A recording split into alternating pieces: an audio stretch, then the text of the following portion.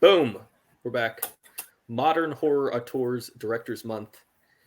We had fun with some Ty West last time. We're gonna have even more fun this time because we all know that there are certain movies that two white men should be allowed to talk about by themselves with no one else involved. Hey, I wanted to get a guest. I said that might have been more insulting if we got a guest. But yeah, we're here. We're gonna talk Jordan Peele, who is a clear horror auteur, and also like, if you had asked me in 2015, will Jordan Peele become a horror auteur director? I would have been like, what the fuck are you smoking right now? Because that seemed completely ridiculous looking at his background. But yeah. And now it's all you expect. If he comes out with a pure comedy, people are like, what's happening? Why is he doing this? It's actually, we'll get into this later, but like, it is crazy how not only that he changed who people look at him, but how far he pivoted in the other direction. Like, he was all comedy TV, comedy movies, and then it was like, nope, doing something completely different, and just jumps it away. I mean, Get Out's really funny. He's still using his like comedy skills within the genre format. But I'm more amazed at how like quickly. I mean, we're talking about more, but how quickly like one movie like changed our whole understanding of his identity. Like now, a lot of careers are a real thing. I think part of why I want to do this topic, and we are so interested in a lot of directors that have only 2 movies, is because I think recently we've been so much more like one movie is really like signifying what this director's whole auteur is about, especially just in like horror, thinking about that and John Krasinski and all these directors that we place so much onto after one movie. It is crazy how like in this era of cinema, it is first time directors can get actual budgets and actors and a good screenplay and actually work with people to the point where they can make an impact. I mean, you go back to like the 60s, 70s, and 80s, a lot of times somebody's first movie was like some random $60,000 film and there's nobody famous in it. Like, even like Christopher Nolan is somebody who, he began his career like 20 years before. But like, Christopher Nolan's first movie is like, there's no one recognizable in it. You don't remember anything about it. It's not even that impressive in hindsight. Like, you go back and you're like, I don't think you'd look at that movie and go, wow, this person is going to be, really talented. Jordan Peele just goes, bam, I am a fucking director, capital D director. Like, he is just so good at it from the first moment. Before we jump all the way into our film, which, is one of the most fun films to talk about, let's do the last Letterboxd movie, Mr. Ford, rubbing his eyes. I've been called Mr. Ford way too much today and every day. Can I just be Zach tonight? Mr. Zack. Okay, that's I will say this for one thing. One thing I hate in life is when you have teachers who make students refer to the teacher as like Miss their name or Mr. their name. I always find it like weirdly disturbing and like sort of like maybe you're a serial killer. That's what all Theo's friends are going to refer to me as, Mr. Zack. Mr. Zachary. We'll go full name. Mr. Zack sounds like a drug dealer. I'm going to be honest. You want to make it real creepy and call me Mr. Zacky. Yeah, that did make it creepy. All right, last Letterboxd. What did you last watch? Okay, so I did another show for the Multiplex channel of classic actors, and was watching a lot of movies in preparation for that, and I watched A Place in the Sun. This is George Stevens movie starring Montgomery Clift. George Stevens is like a director for some reason I really vibe with, because he does kind of melodramas and romantic melodramas in the classic era, at least like the ones I've seen. I've seen Woman of the Year and another Katharine Hepburn one. I can't remember her name, Alice Adams or something.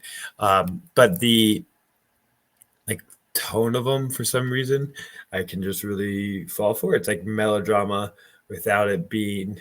It's like it's melodrama in a way that you just imagine how like people in the forest just acted. It's what Hollywood created, that Hollywood ideal of what romance is like in the forest. That isn't real, but that, in nostalgia's hindsight, that's kind of how you see things, because movie creates, really our perspective.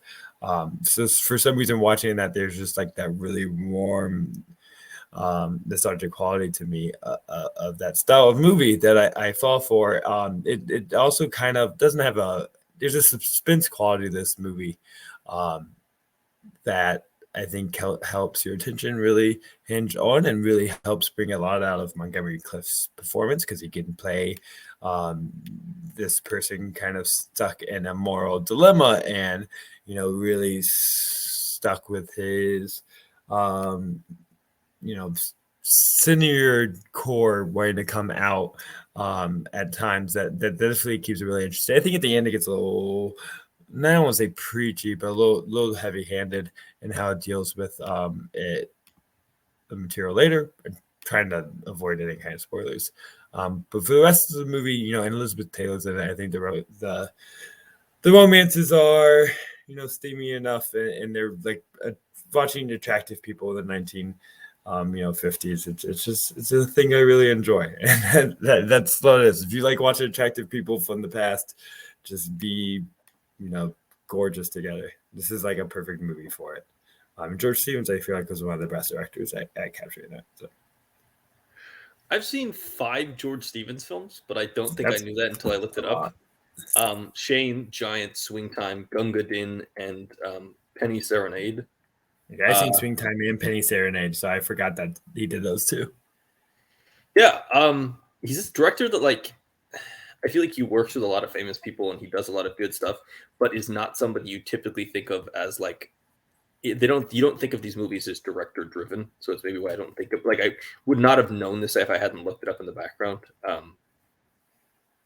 Yeah, I haven't seen A Place in the Sun. I've only seen Montgomery Clift in one thing. George Stevens is a director that I think is good, but maybe not great. So it's definitely something that I'm interested in checking out, but I haven't checked it out yet.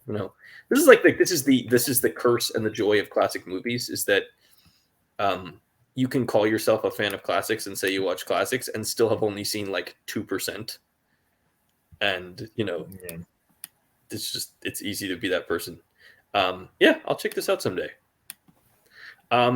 My last Letterboxd movie is, I finally, I'm a cheap person, so I waited till Cruella was free to Disney Plus subscribers to watch it. Cruella is fucking terrible. This movie it's trash. I hated this movie. Though. I really hated this movie. I got like a pure Letterboxd take. I didn't even write anything. First thing, the soundtrack is atrocious. It is like somebody picked it's like the 10 most famous songs of an era and threw them out there. I hated this movie. Also, it's just so lazy and generic. There's so many dumb, like there are so many moments in the film where I wanted to like headbutt the wall or something. There's a moment where like they can't pronounce the name of a car, and so they pronounce it like DeVille, and she's like, "Oh, there's my last." I'm just like, "Are you fucking kidding me?" Those horrible prequel kind of. That's where that came from. Moments, light bulb moments. It's on par with, "Oh, what's your name, Han? What's your last name? Oh, no one with you. I guess he's calling you Solo." And it's like, I don't know what you're talking about. That's good.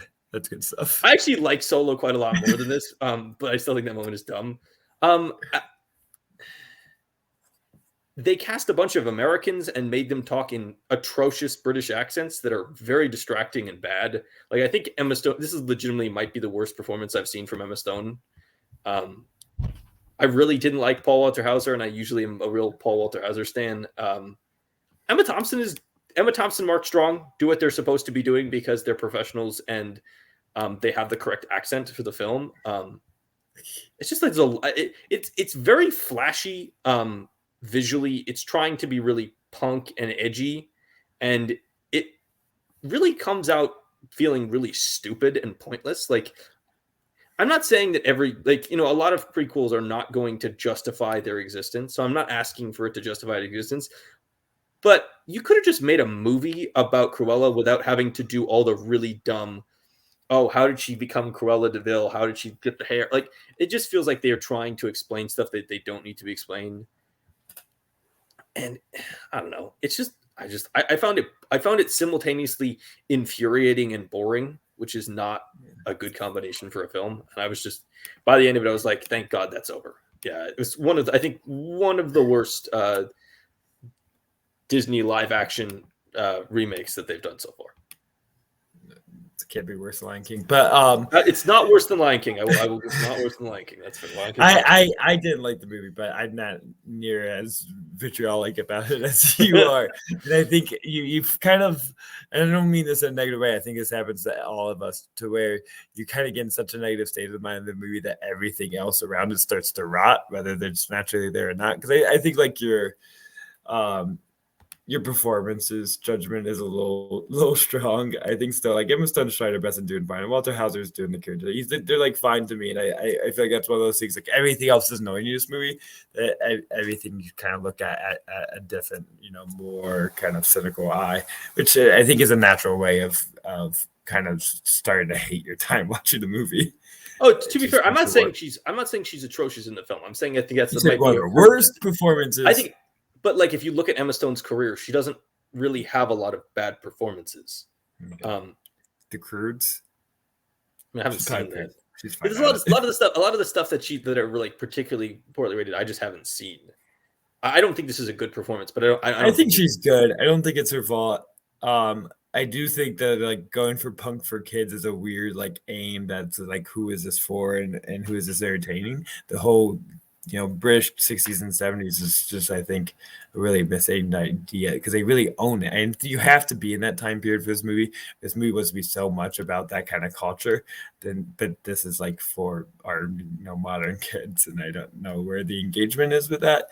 And I don't think the music choices are the issue. I think it's the pacing of the soundtrack is where it plays as a music video, because it like doesn't pause. It's just song after song. And I honestly, I think sometimes back-to-back songs, like they switch tracks like that is really abrupt for me often. It's a real Suicide Squad music approach to the film. That was what it kept providing you of just being like, song. Like not even trying to have a score, and you just, constantly trying to control everything with pre-made songs. It's distracting, because you're just focused on what the song is playing and on those lyrics rather than taking in what the movie is doing. And losing the strategy of like placing a song at the right time at the right moment. It really does feel like, it almost feels like just like one after another, like UFC fight entrances where you're trying to have a song that exemplifies the character, because a lot of it is just like, she's really punk, and it's like, let's play a punk song. She's really punk, let's play another punk song. I don't always mind this if it's just used more sporadically. I'm okay with like on the nose music choices. But now when it's the whole movie, like 90 minutes straight. Okay, I'm not against that. My biggest complaint is that every single song in the entire movie is famous. It's like, one thing I respect out of directors who seem to really care is directors who, when they're building a soundtrack for their film, pick music that people haven't heard of, that's less considered. Right. Like you haven't heard of, you Philistine. Okay, I'm not the biggest. Oh my God, Zach, do you know who did who composed the score for Cruella?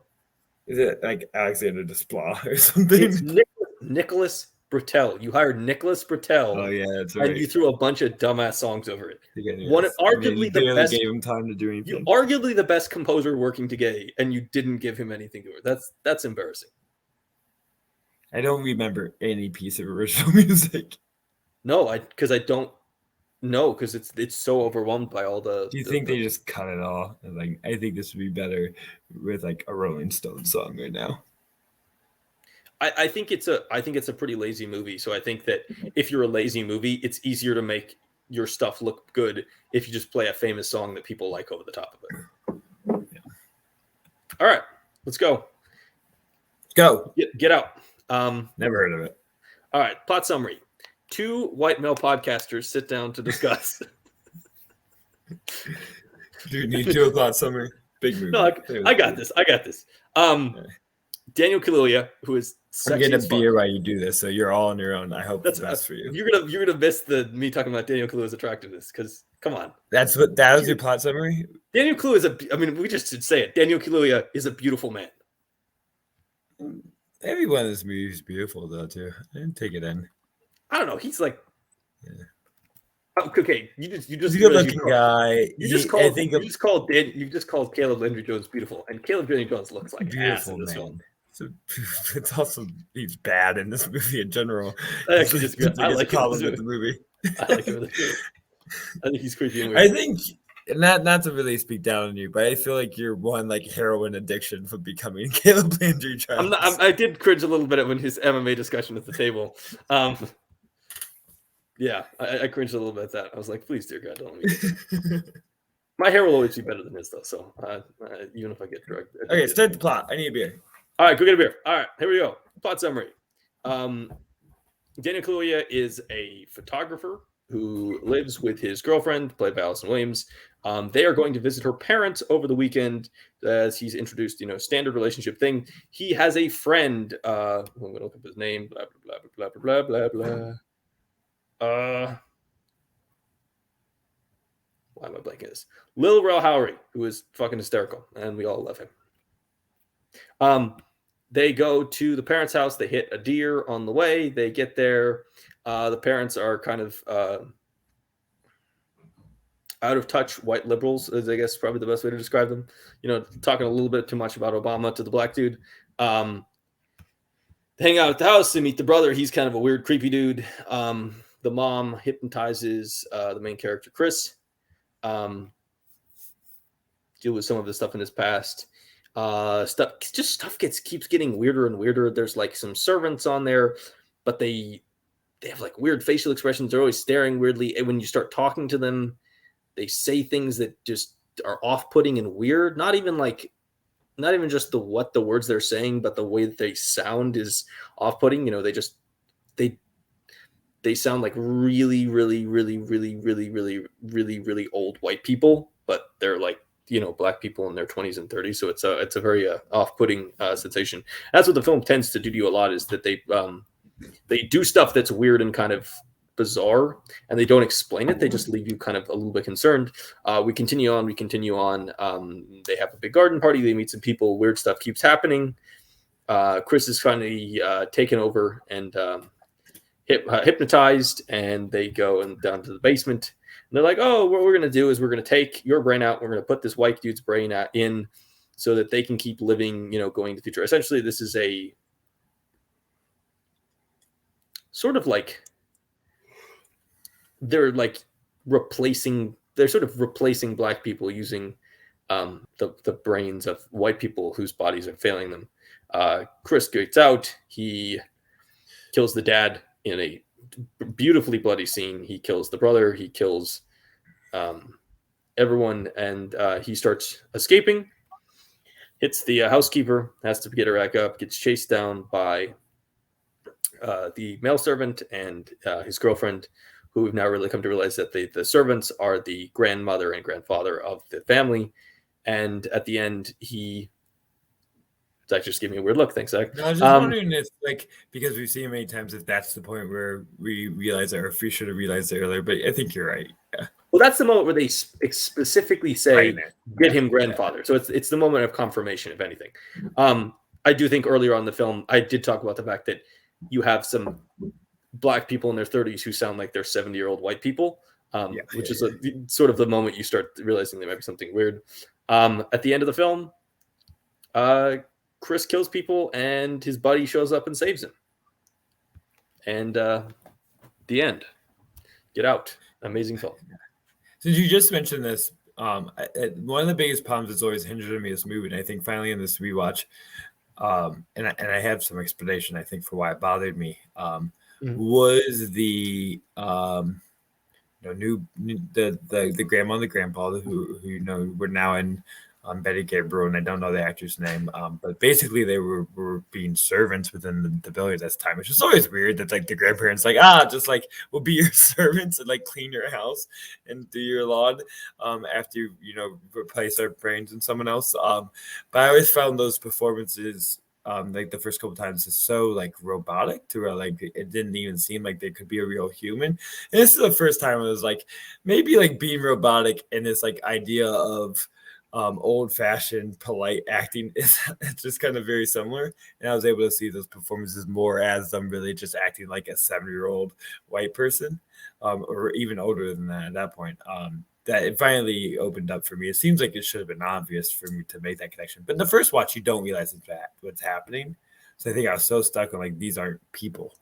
I just didn't connect that this was how old people are. I think it's also that the idea is that they are somewhat robotic and weird because there is a conflict between the physical body and the mental brain that's going on with these individuals, which is why they are sort of fragile and on a knife's edge. You see that throughout the film with the idea of the flashes is that what this hypnosis technique and this whole sunken place idea that they're working on, it does work, but it's also not permanent or like fixed. It's something that can easily get flipped on its head and change suddenly. And I think you see that's kind of explains the robotic nature of those characters.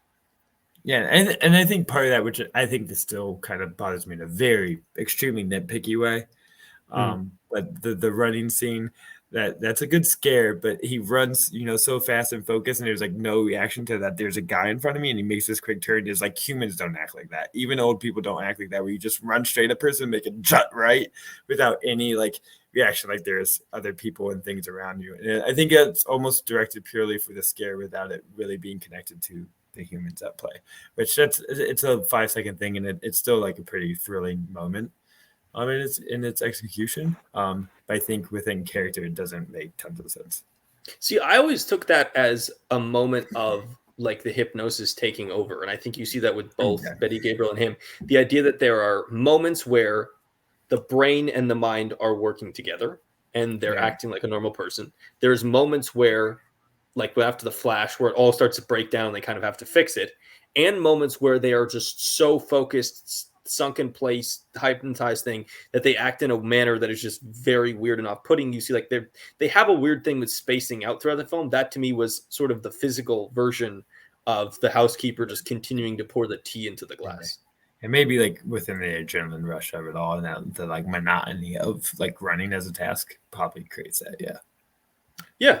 Let's pull out a second and talk about Jordan Peele.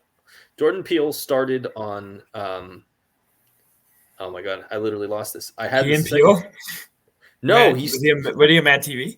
He was a Mad TV guy. He comes on Mad TV. Was he a cast member or just a writer? I know. No, he was I believe he was a 9th season cast writer. At the same time, they both came on, and then have you ever watched Mad TV? I don't feel like you would have. Okay, I watched plenty of it. See, it's one of those things like I could watch it, but also like I don't know. It was around like when I was kind of a little kid, so Comedy Central, when I was a teenager, aired a lot of the older episodes, a lot. So those like cast, but that was like I watched some Keegan Michael Key ones, but I don't remember ever watching any Jordan Peele episodes. So I have some familiarity, and I feel like they're good fits for what that show was doing. But yeah, so he starts on that in 2003. He does that till 2008, and he does some stuff with Adult Swim. He does like a couple pilots. He's in the David Wayne comedy Wanderlust in 2012.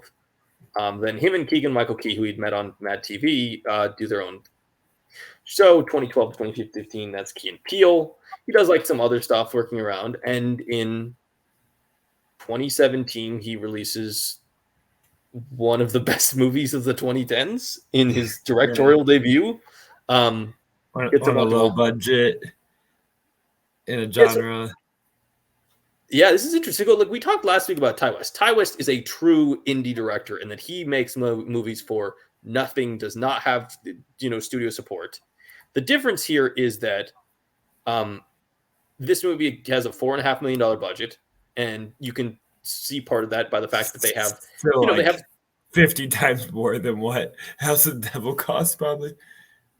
And I'm exaggerating, but 10 something times like more. 4.5 times, I think. Yeah, 4, 5 maybe.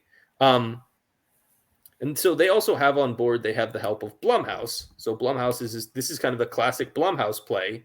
Now, Get Out is kind of the most elite version of the Blumhouse idea, but it is the let's take $4.5 million and turn it into $255 million because people like to see horror movies in the theaters. And this is well into this is way far into the Blumhouse thing. Like, they've been doing other stuff. The same year they release like stuff like Split. And this movie has more backing than the one we talked about last time. But, still a first-time director, gets Oscar nominations, makes money, and basically,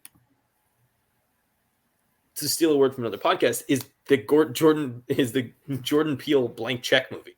Because he can basically do whatever he wants now because of how good this was and how successful it was. And not just that, but also like he made a lot use of low money. So if he can, get his blank check being still like some of a small amount, he made it go so far. Like this isn't just a $200 million movie. Like it looks like it could cost 80. If you told me it cost $80 million, I'm like, I'm sure, because I'm sure it looks great.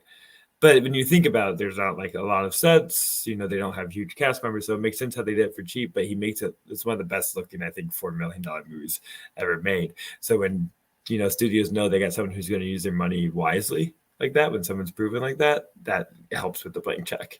Like he's a good studio guy in a way. Yeah. I mean, it's first off, it is a great script that he wrote himself.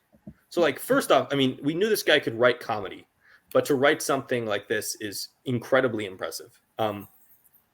Because as a standalone thing, the screenplay for Get Out is fantastic.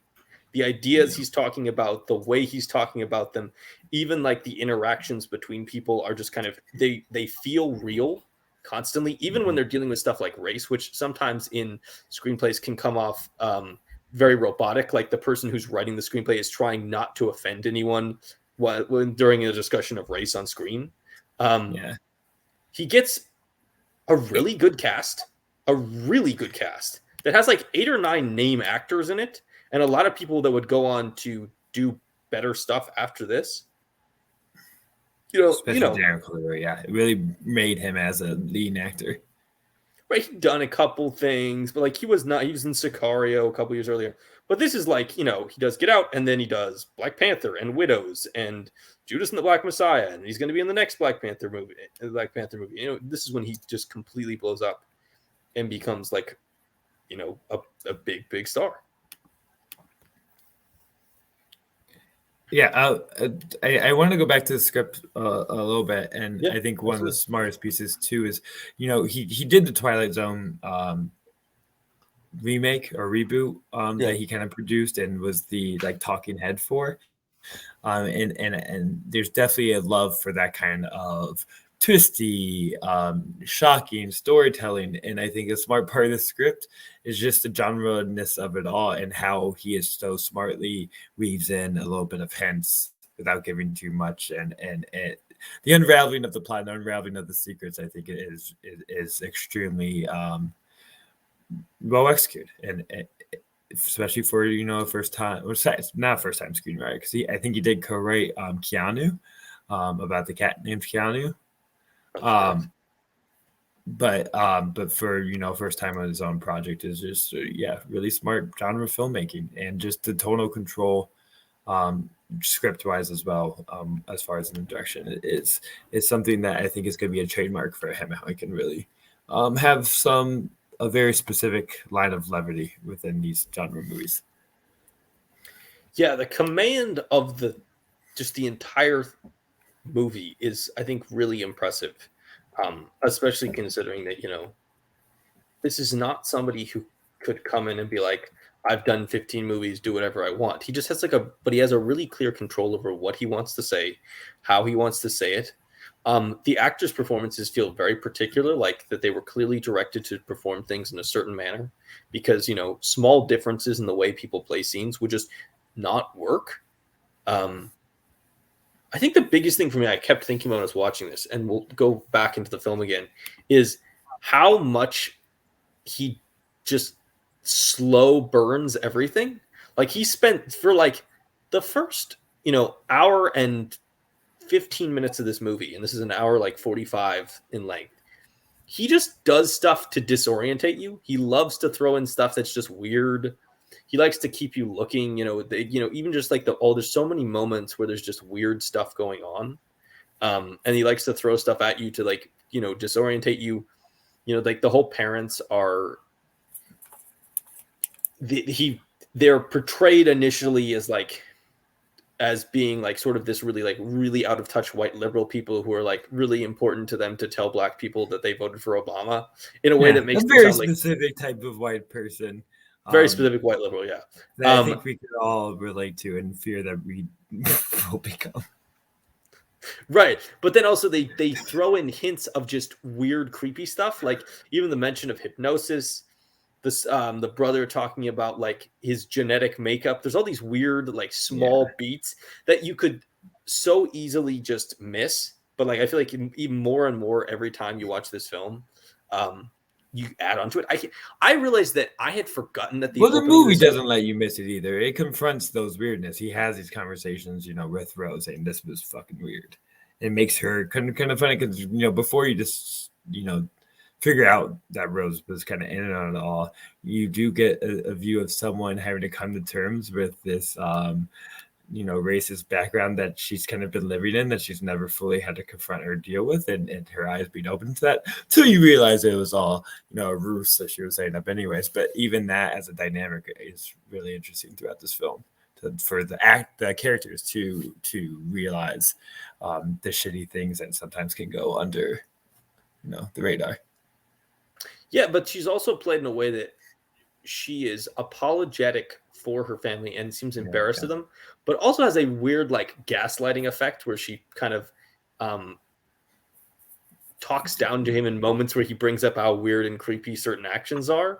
Like she sort of makes him feel like he's crazy every time he brings up it. Like it's something that when the reveal happens at the end of the film, you go, oh, that's what she's been doing all along. That's why she's been playing off all these weird moments to try to make him feel crazy, because it's easier to manipulate him if she does that. But she's also just very, very weird, but also like she seems weirdly trusting, and like there's no indication given that the relationship is bad, so you kind of sort of just believe that she's clueless, and then at the end of the film you're obviously revealed to find out that she's much more sinister. The key scene where you just start to doubt it every time he has to ask where's the keys, and her face just becomes more or less and less convincing along the way, right, and to the point where even she realizes she can't play the ruse anymore and just lets it up. Let's see, what's your biggest takeaway from Peele as a director after watching Get Out? I mean, I kind of mentioned today, I feel like just in top tier execution of the twistiness of it all. It's not, you don't say it's like a super twisty movie, but I think it just reveals the secrets so perfectly throughout this movie that it creates something rich to dig into as you reach into it and try to uncover, what was happening all along, and all the little tidbits, throughout the film. I think is pretty. There's a lot of depth to it, but also I think the social commentary, which I think he goes really heavy in a way that I actually do appreciate with Us, in a way that's a lot more complex and hard to dig into. Us it's a sloppier movie in a number of ways, but I think it's so rich in its ideas, and I think that's where I think Jordan Peele goes. Is how is he going to use genre to tell stories that matter to him, and with ideas that matter to him that he wants to express, and are really smart and complex and as obvious as lesser directors could be dealing with it. Yeah, horror is really a genre where you can have those like social discussions without it becoming some kind of after school special, like let's talk about racism and the way we look at people of different colors. Like, that could be in a drama form is a much more boring and less interesting film. Which is why I think him and a lot of these other up-and-coming horror directors are so important. Why I was into doing the subjects is that idea of commentary being part of horror is very classical. Definitely like 70s and before, all horror movies were an allegory for something. There was ideas there.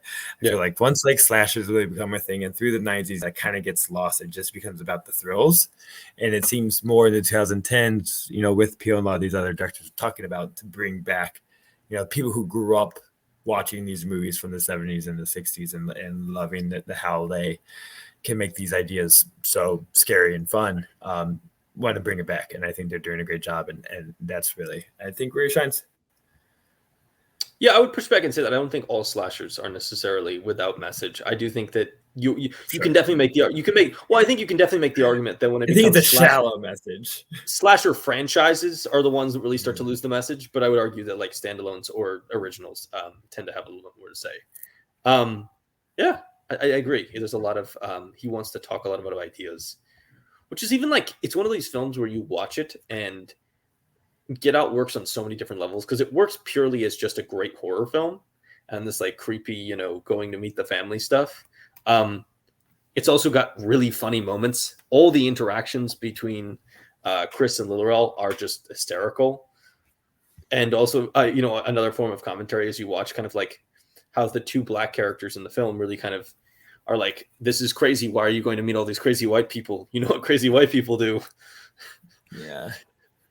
Um, He's like the best, comedic levity you could have. He's, I think, really funny and works really well.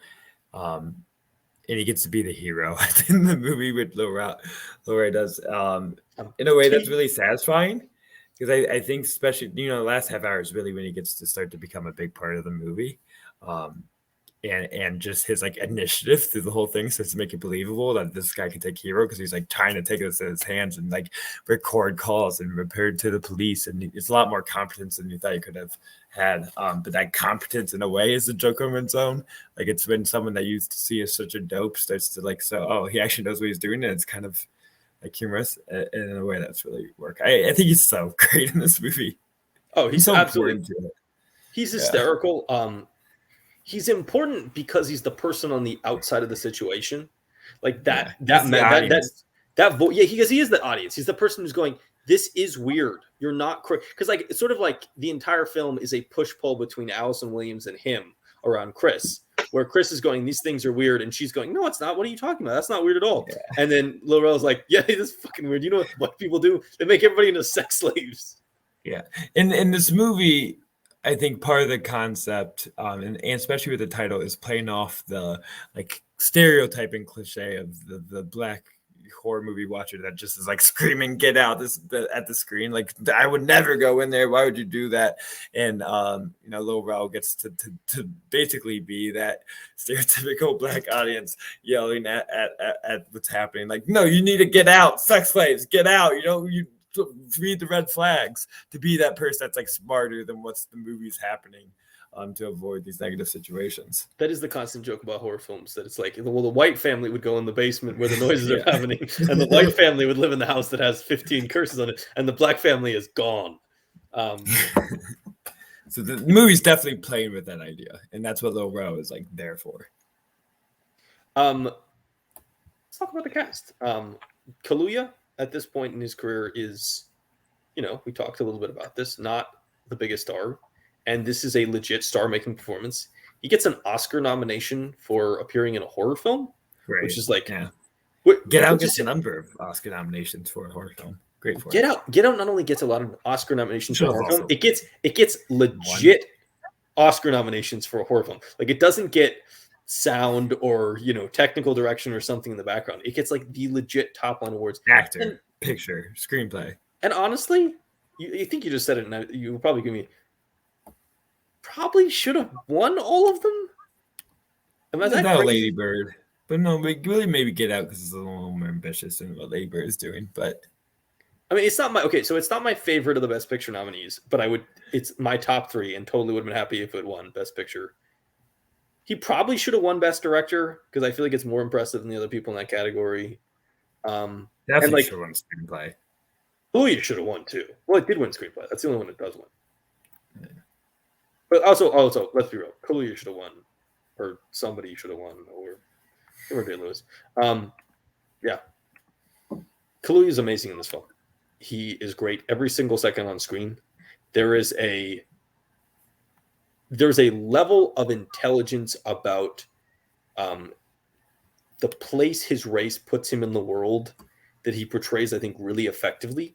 The idea that he even just in the first scene with a cop when they pulled him off after they hit the deer, and Allison Williams is talking back because she's a white person and she can do that.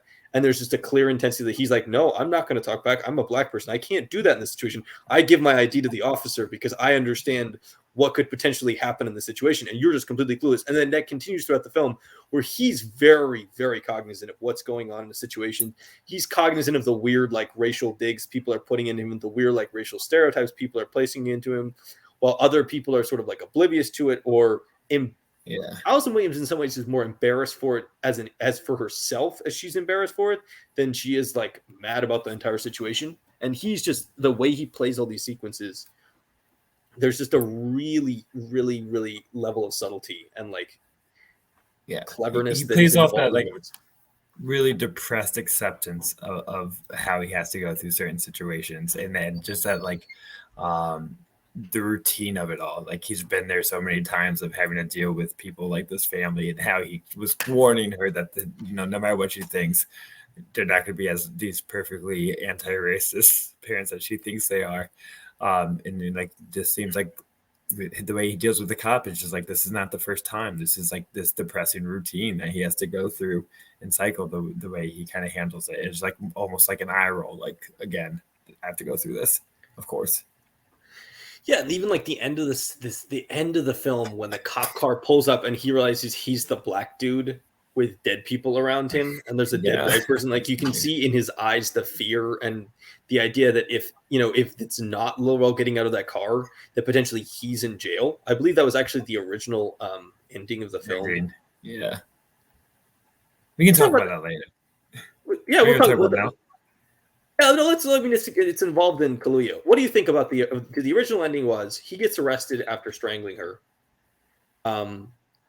Rod tries. I haven't seen it. There is scenes for this, right? You can watch this, right? I believe so. Some are included on the DVD and Blu-rays. I've never seen. I had the Blu-ray. I should look into it because I was watching this on Blu-ray. I own it, but I didn't look into it. Yeah. So the idea is essentially that this would be sort of the more realistic version of this rather than the heroes ending it. But after test screening, Phil was like, we probably should just give them the happier ending with a friend showing up. Maybe it's a smart move. Like it made its point. And you still want to, be this like exciting horror thriller and not leave everyone like a depressing note, because it's still like depressing to go through. Like in a way, if you think about the movie too deep, there's still like really sad qualities to the commentary that's happening that I don't think you gotta push it so heavy at the end to make your point. Actually, yeah, I think that you're right. I think that if you do the more depressing ending, your audience walks out of the film, your audience walks out of the movie depressed. Like that might be the more accurate version of the story, but I think that is the more depressed version. And I think also I love the ending that does exist. I love Lil Rel showing up. I love his whole speech about his TSA. That's why. It's not the idea of a happy ending, but it is just like he did in the most satisfying way possible. That's hard to imagine it'd be something different. And there's like famously becoming a like really known like theatrical experience of people watching that for the first time. There's a lot of stories of like how the audience just like was so caught off guard and like cheering at the screen of finding out it was Lil Rel, that it's like an experience that he wouldn't have been able to create afterwards, and excitement that carried the buzz of the film that I don't think would have been there with a different ending. Yeah, I agree. What about Allison Williams? I know she's basically famous for Girls at this point, and the reason that Jordan Peele cast her was he was like, I'm using you to trick the audience because people expect you to just be like the cute girlfriend, and then we're going to flip it on its head. She's interesting because she's, I think, very good in this, and then has done basically nothing since then, which is kind of weird. Yeah, because it's a really great performance. I think it's starting, like, I don't want to say underrated because I think people have sung about it. At the time, definitely it kind of got overshadowed by other things happening. And I was talking about this with someone else, with Paul, that I think maybe because her performance is, I don't want to say tropier, but it's really part of the genre qualities that, like, the person that, a femme fatale in a way is kind of what she's playing, but like the person that's bringing on the twist and bringing on the plot, rather than something that's like deeper to the thematic qualities, I think cause people to dismiss that performance. But she's so great at what she's doing, at playing that person that you don't fully know what's going on. Especially, I think like one of the best acting, there's two, I think, superb acting scenes in this movie. We're going to talk about the teacup scene, which is, I think, one of the best scenes in the past decade, and one of the best acting scenes between Kathleen Keener and Darren Kaluuya that has, happened in recent memory. But the other one is, Allison Williams on the phone with O'Rell after you find out that she was in it all along, and you see her with just this like zombie staring into nowhere face, completely blank, while doing all the acting with her voice of acting like really concerned. I think kind of believably concerned. In a way, like it's hard. You gotta like just imagine what her face would look like if it was fully sincere, and it would still kind of like work as an acting thing. It's really just like unreal how she's able to just have this completely blankness while still trying to give like a vocal performance that is like stirring and chilling. It's completely chilling, and honestly, one of the scariest like shots in the film is just her like staring at a wall, like soullessness. I think the scariest shot potentially in the entire film is her sitting on the bed listening to the song from Dirty Dancing, and she's got the weird like glass of milk and the bowl of dry like Fruit Loops next to her. She's eating this one. I think that's one of the most disturbing images I've seen in a while because it's just so weirdly creepy and robotic. Yeah, she's great. She has a little bit of like this like stuck in teenager mode to her. And I think part of that's like once she reveals herself too, she like ties up her hair and makes her look much more like this like daddy's girl 14-year-old that's just like part of this family affair rather than essentially a seductress that she was before with her hair down. She's the bait. Yeah, but there's really this like Arrested Development quality to her, which I think comes out in the Dirty Dancing. She's just that like crushed 13-year-old. Yeah. The parents, Bradley Whitford, Catherine Keener, which are amazing casting choices because these are people that your audience will trust. They're very waspy. They are, but nobody's going to look at them and think that they're like racist or evil or bad because they've kind of made a career of just kind of like being the nice. They're very much like, especially Catherine Keener. I feel like has just made Catherine Keener kind of gets like a hippie quality to her. I think in a sense, there's much more of a peacefulness to her that I think almost kind of works in the like psychiatrist fashion they use her with. But yeah, she's also just like one of those people that we've seen in so many stuff and things. Everyone kind of likes her. She looks like my mom. That's a very important fact. Especially when they're younger. Maybe that's why I've always enjoyed her as kind of a screen presence. So I'm like, I'm just watching my mom hang out. I watch Where the Wild Things Are. I'm like, yeah, this movie's about me and my mom. This is our life. Yeah, Lucas saw a ghost. Lucas saw a ghost, maybe. Yeah, she's great. I've seen her in so many things. I always think of her as like Steve Carell's love interest in 40-Year-Old Virgin. She's a real kind of hippie mom in that too as well. So that kind of fits in with and all my hippiness comes from she's literally playing a traveling hippie, basically like a Nomadland character in Into the Wild. Into the Wild is one of my favorite movies, and she's like so brilliant in that movie, and that's just kind of what I associate her with. But Bradley Whitford, he's I would guess more famous for TV. Is that West Wing? Specifically, West Wing specifically, yeah. They did like Studio 60 on the Sunset Strip, or was he in that? I'm making that up. Trying to skim an entire. Yes, there's another Aaron Sorkin show. He did do that, yeah, and he's also has like a long career. He's been in many things, and yeah, they played the just kind of Whitford more than her, but he's just very much the guy who. He comes off as well-meaning, but not sure how to and he thinks like he has to talk a specific way to black people. Like he does all the stuff about Obama. He keeps calling him my man, like he's out of some kind of like Denzel character in real life. I mean, he could be. Who knows? He just very much has that privileged liberal persona. Yeah, absolutely.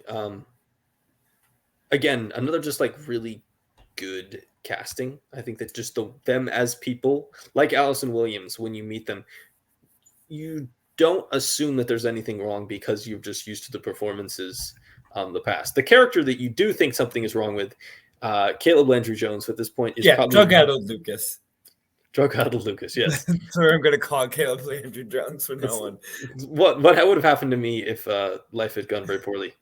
Probably most famous at this point for being Banshee in X-Men First Class. Okay, no, I honestly don't remember he was in that. You're just picking like the biggest movie, but I don't think he's like really known for that at all.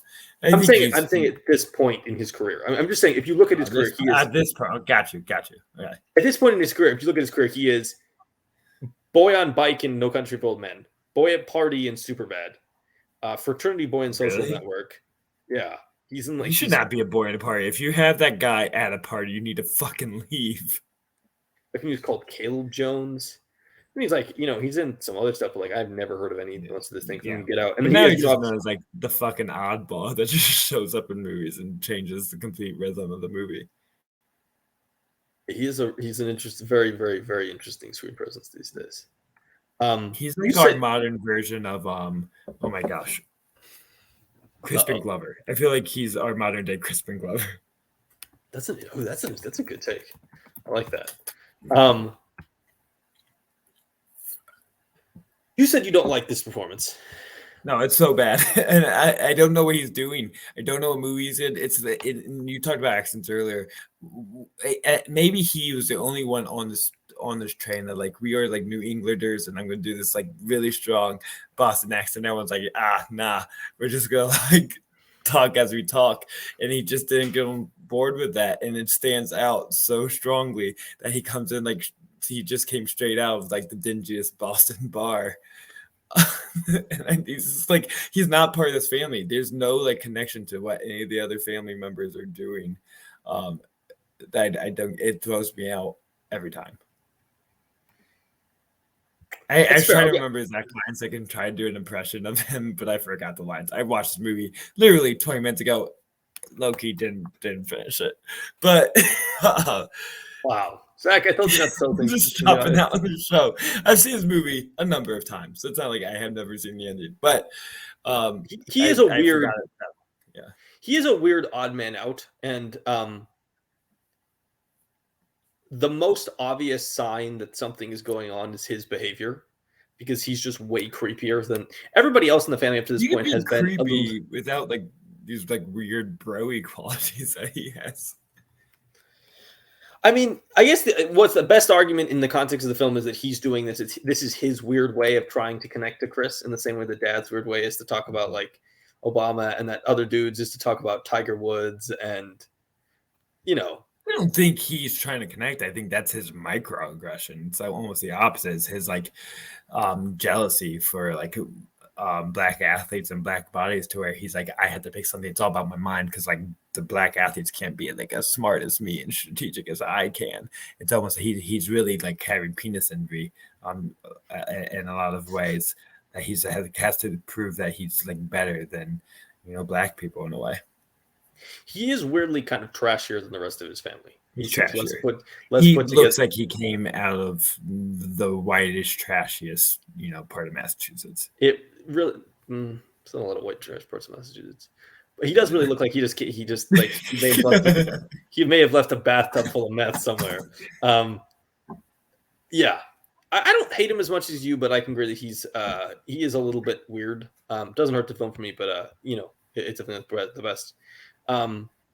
Stephen Root, classic, great actor, shows up for his little scene, just wonderful, really good.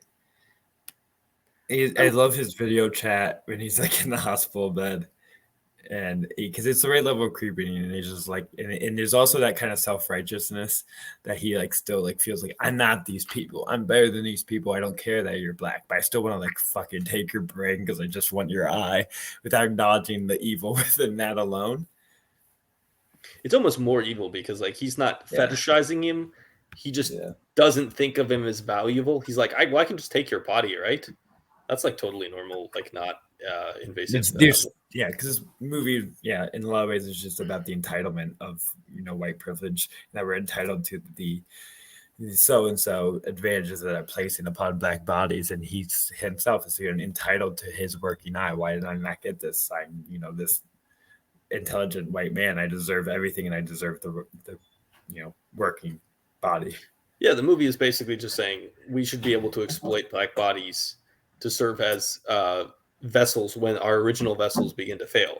Now, the movie is saying these people believe that white male brain is the most powerful one. That's the one that should continue going forward, and we'll use whatever vessel is needed, regardless, and like without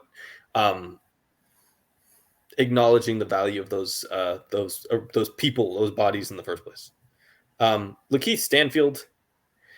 So I legitimately I've watched this movie several times. I watched it like in October, and I legitimately forgot that the opening of the film is the abduction of Lakeith Stanfield. Yeah. I always thought it started with. I always remember it as starting with Daniel Kaluuya. I feel like that scene pretty sticks out to me. I think about that quite often when I think about the movie because it does kind of set the tone right away. Yeah, and it also trust the suburbs. It also sets the tone and doesn't give you any information while setting the tone. So there's something going on, but then the movie's like, well, we're going back to normalcy for now. You just have to deal with that. Yeah, I think he's very talented. He's a really good actor. Yeah, and Another one like the Kaluuya, first time you watch it, it's like very like shocking when he returns. Like you expect that guy to be going like that was just like a murder, like a slasher film. You just watch someone get killed, but when he returns and has a whole different personality, that's when you really start to like this is fucked up and start to kind of connect pieces or get a little more understanding of where it is. Well, he sort of was also, I think that they're classically playing with the rule of three here. The idea that if you see, people can explain away one or two instances of weirdness, but when you get three, it starts to become a pattern. And he's the third member, the third, 20s, 30s black person who's talking in a really just bizarre manner that doesn't seem like their normal voice. Like it seems very affected in a weird way and doesn't make a lot of sense. And he's also like the third person in the film who is young and black and has a position inside the society that doesn't seem to make a lot of sense from the outside. Because he's with a like 60-year-old woman as his wife or date. I don't remember how they classify it, but yeah, I don't think they necessarily give us an answer. But yeah, it's just a moment where you're just like, oh, okay, something's up here, and he just kind of continues to add onto that. And because he knew him, like that familiarity with this person, like I think you can forgive, to the black people we've never met. Maybe they're just like oddballs and this is how they act. But like this guy is like familiar to me. I like know people like this, and this is not how it goes. Well, it's also really weird. And him always connecting those, like him having to adjust his brain to like these people are not acting the way he was expecting to when he's like trying to connect with them as the only other black people like within these parties. It's always like another very great acting moments for Daniel Kaluuya. Especially when he meets the gardener who is the grandfather. He goes up and he code switches. And he's going up, speaking a little differently to speak to Rose's family. He's like, it's the other, black man. I'm going to talk to him. And once he realizes he's talking like this old white man, he like code switches back again. And it's like, oh, that's what we're doing. And goes back. And it's like really smart acting by Daniel Kaluuya. And a really just intelligent screenplay. Also, the emergence of Stanfield allows Chris to actually figure out there's something wrong. Because it just happened. It's a lucky coincidence that he's actually seen this person before. I mean, there's a specific line from Rod where he's like he's from Brooklyn. He doesn't dress. This dude is from Brooklyn. He doesn't dress like that. With like a freaking straw hat and like just such a very like bizarre, old school look. Erica Alexander plays the TSA detective who. Okay. I had no idea who you're talking about. Cousin Pam from The Cosby Show is most people know her as. And it's what I recognized her at instantly when she came on screen. Yeah, I know she's very good. And it's also like she's like somebody who I legitimately hadn't seen from or heard from in years. I mean, she's in this movie for 2 minutes. It's a glorified cameo in a way. Oh, yeah. No, that's what it feels exactly like that's what happened. Marcus Henderson and Betty Gabriel play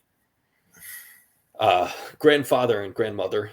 I think legitimately great performances in terms of just constantly seeming like that there's a disconnect between the body and the brain.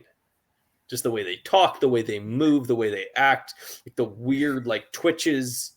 They just do a lot of bizarre stuff, and it doesn't make a lot of sense initially as you watch it, but then over time you start realizing that there's something nefarious and scary going on there.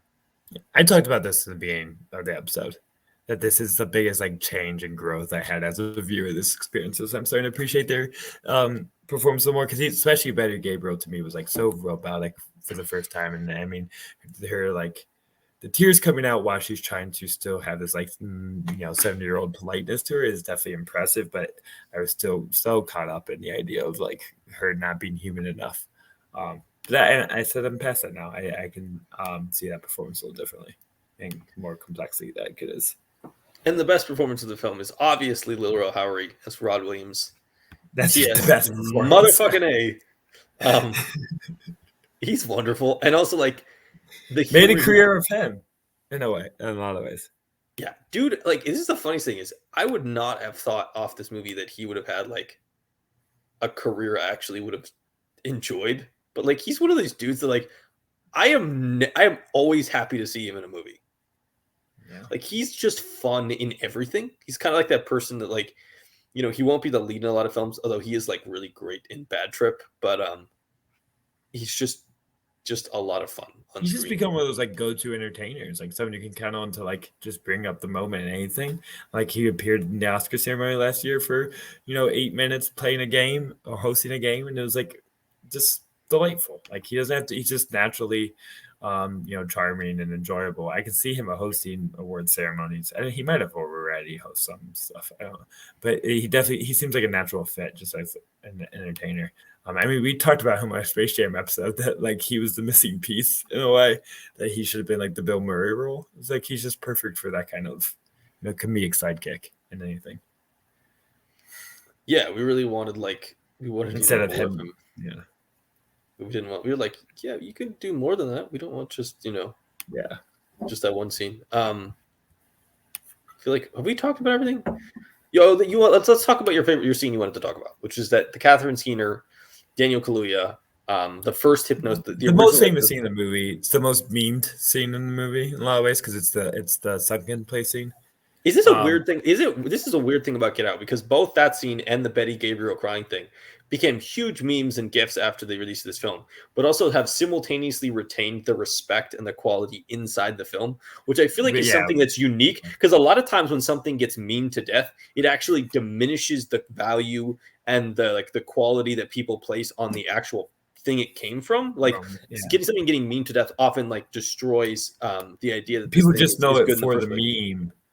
And that's why it's famous rather than the movie. But I still think if you talk about this, people are going to think of Get Out before they think of the meme, which is the power of the movie.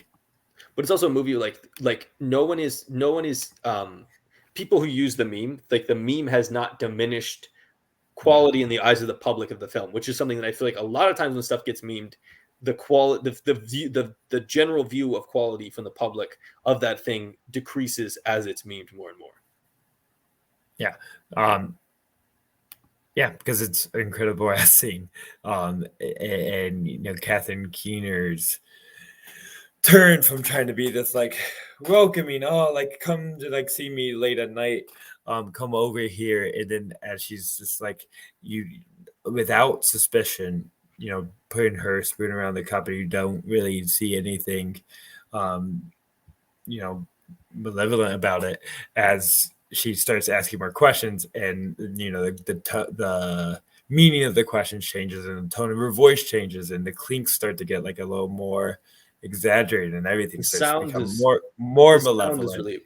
The sound is really something you pick up on rewatches, is how rhythmic the clinking of the glass is.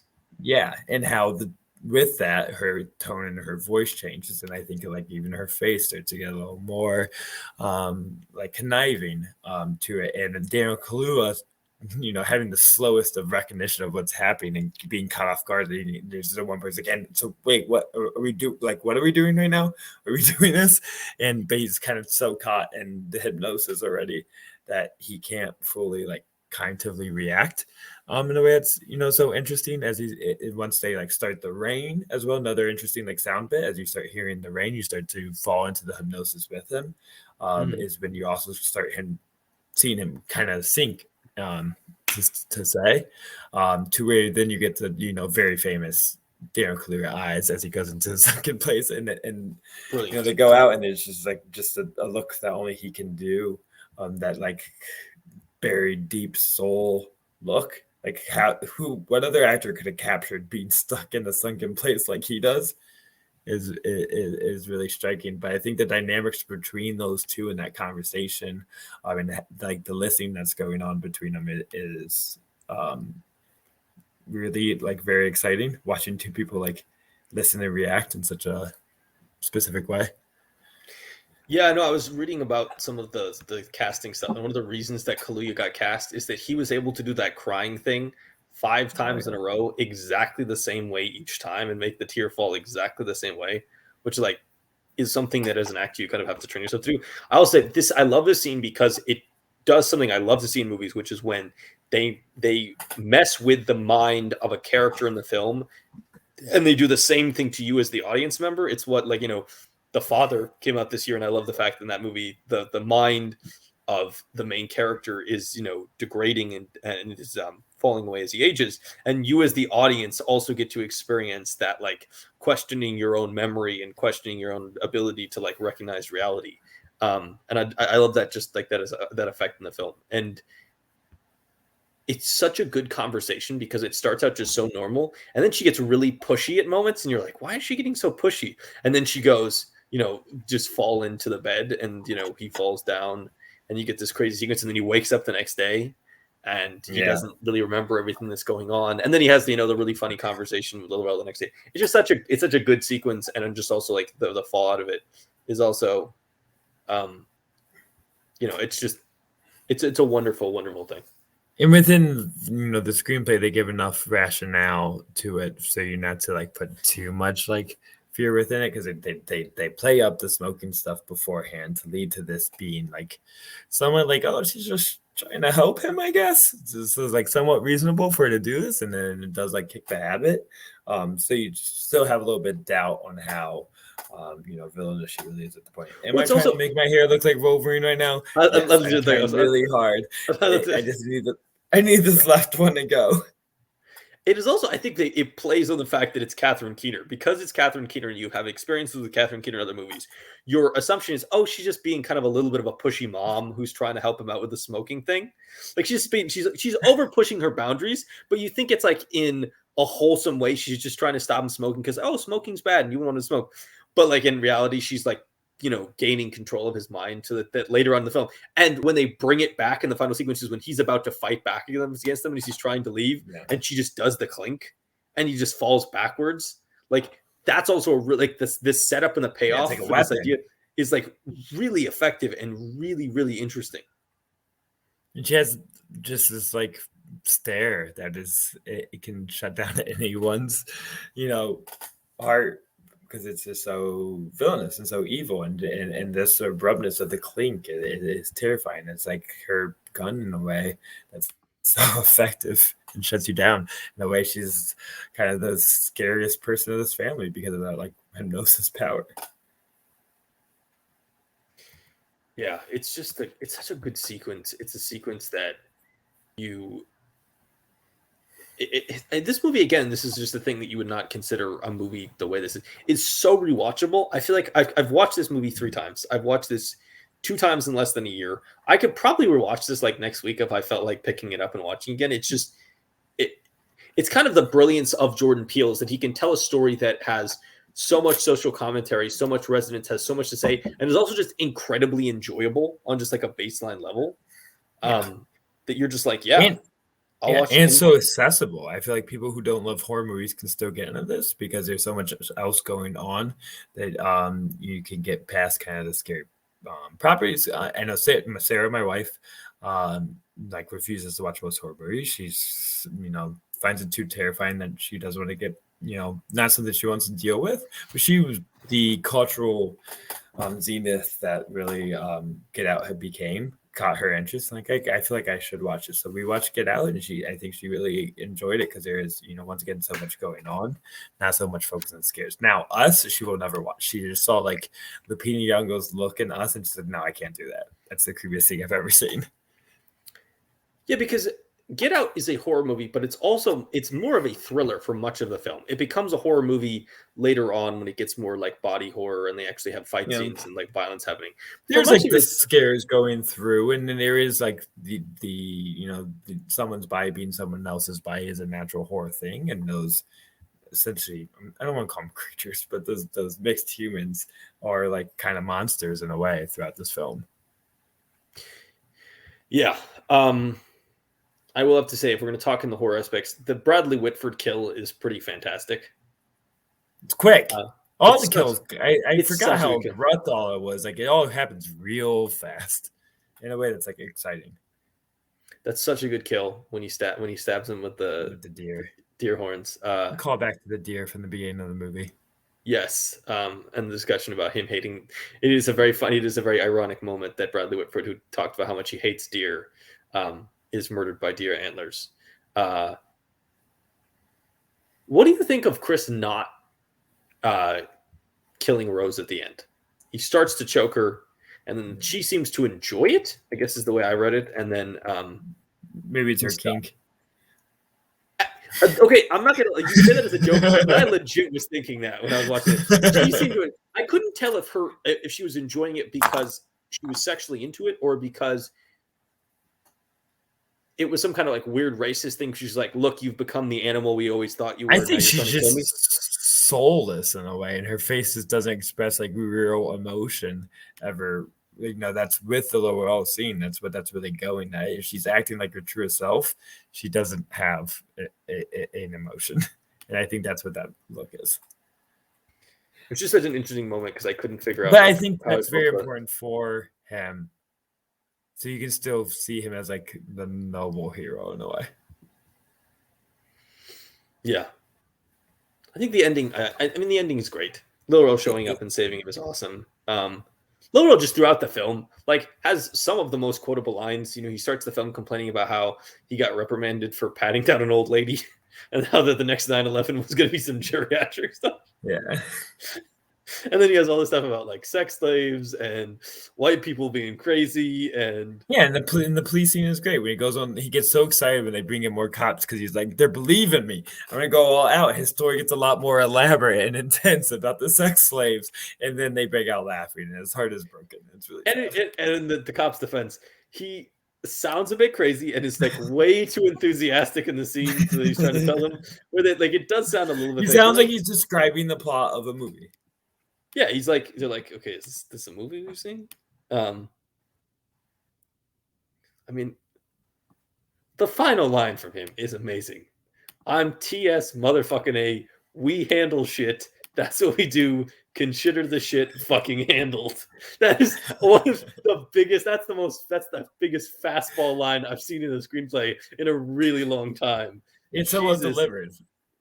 He's so good. I love the fact that he gets it in the discussion of the police. He keeps talking about how it's not regular slaves, it's sex slaves that white people like to make. And this is like the biggest connection to what, you know, Jordan Peele has gotten known for before this. That's where he can really throw those strengths from his past career into this movie is through Lil Rel. Yeah, it does feel like this is the moment where like Jordan Peele's like, okay, I want to be a horror guy. I love horror. He like that's one thing that I think came out a lot after the film. Is like, oh, Jordan Peele is just a fucking huge horror nerd who loves watching horror movies. But that's the moment where he really has like he is the one character throwback for his. You still gotta use your strengths. Don't waste what you have. Right? And he talked a lot about how like horror and comedy are very closely connected because the punchline in both of them is really important. The reveal is really important in both. He could describe them as like very similar genres, like that they both had. You know, similar parts of them. So it was important that, you know, if you could pull off one, he thought he could pull off the other. Do you have any final thoughts on Get Out? I have no final thoughts. I think I talked everything. My final thoughts is I'm interested in what Nope's going to be, but he needs some better titles. I'm done with these vague titles like Get Out and Us. He needs more than 2 words. Nope is the dumbest title I've ever seen. I know some people like it, but it's still, once again, I said like the horror audience member that plays that's screaming Get Out. The next thing they shout is Nope, don't do it. And I was like, no, we need something different. You got to play with something else now. Yeah. I love Get Out as a title. I'm less of a fan of Us and Nope. My final thoughts would be when we typically don't talk about the most famous movies, the most talked about movies from a director or a topic. We try to pick some more off the beaten path stuff. When it came to Jordan Peele, we were like, let's just do Get Out because Get Out is so much fun to watch. It's so much fun to talk about. It's so interesting. This movie is currently number 9 in my best of the decade 2010s movies. I could see it going up. It's so good. It's a movie that was at the time when it came out, everyone was sitting there going, "Man, I hope it wins a bunch of Oscars." And like, I feel like in 5 years, it's just going to be kind of It was unanimously a decided that it February should. movie, by the way, too, right? It was like A February, March. February movie from Blumhouse that was horror from a first-time director. Yeah, it was incredibly impressive, and it's such a good movie. I feel like no one can ever do it justice, because it's just such. There's so much there. I pick up on new stuff every time I'm watching It's it. an all-timer. Like I don't think it's a perfect movie. It's not what I love, but I get it as like an all-timer of like what movies can be still. Like this is going to be a classic of the genre, classic movies to come for the right reasons. Yeah, and it's nice to look back at Oscar ceremonies and be able to go, not every year do they pick all the perfect movies, but when stuff like Get Out is getting recognized, that they're at least doing something right. They're recognizing like a true just work of art and a true like amazingly enjoyable experience. And really what great cinema which should be, which is a combination of something that has big ideas, talks about big themes, makes big statements, is driven by a single auteur, and it's also just an incredibly fun time and a great watch. Yeah. Get Out. Great watch. Yeah. Fucking great movie. TS motherfucking A. We handled this shit. Thank you for watching, listening our episode about Get Out, which is just amazing. I mean, I can't say it enough. It's so good. Next week, we're going to come back and we're going to talk about the career of someone who is clearly a horror auteur, but someone who maybe we don't necessarily love as much as some others, and somebody who may be more of a horror auteur because of longevity than by elite status. We're going to talk about Gerald's Game and the career of Mr. Mike Flanagan. You kind of get two horror auteurs if you want to count Stephen King in there as well. He's still a movie maker. He writes. Well, I mean, subject material. He's a horror auteur subject material. A lot of horror auteurs try to. He's also wrote movies. He has. Yeah. Next week, Gerald's Game. Watch, like, listen, subscribe, do all the shit, do all the fun stuff. Subscribe to the podcast on Spotify. That's a specific plug that you never do. Yes, of course. Spotify, iTunes. We are everywhere. If you would like to find us, we are on Anchor, we are on Breaker, Google Podcasts, Apple Podcasts, Overcast, Pocket Casts, Radio Public, and Spotify. You can find us anywhere by searching our name. You watch us on YouTube. You don't need to look at our dumbass faces. Go listen to the podcast. Yeah, don't be a crazy person. It's really what we're aiming to be. Even though I'm doing sight gags, like I'm trying to look like Wolverine. We want to be a podcast. Yeah, we may stop doing the video version at some point in the future, and turn fully towards the podcast route. We'll see what happens. Yeah, follow the podcast. Spotify is a great place. iTunes is a great place. If you want to use one of the smaller places, we'll try to get in there. If we're not on one of the places that you like to use, send me an email and send us an email and I'll try to figure out if we can get onto that site so you can find us in your favorite. You want us to send you the original copies to your PO box? Send us money. If you send us money, we will do anything. Yes. Thank you, folks. Next week, Gerald's Game. Get Out. TS motherfucking A. Peace out, folks.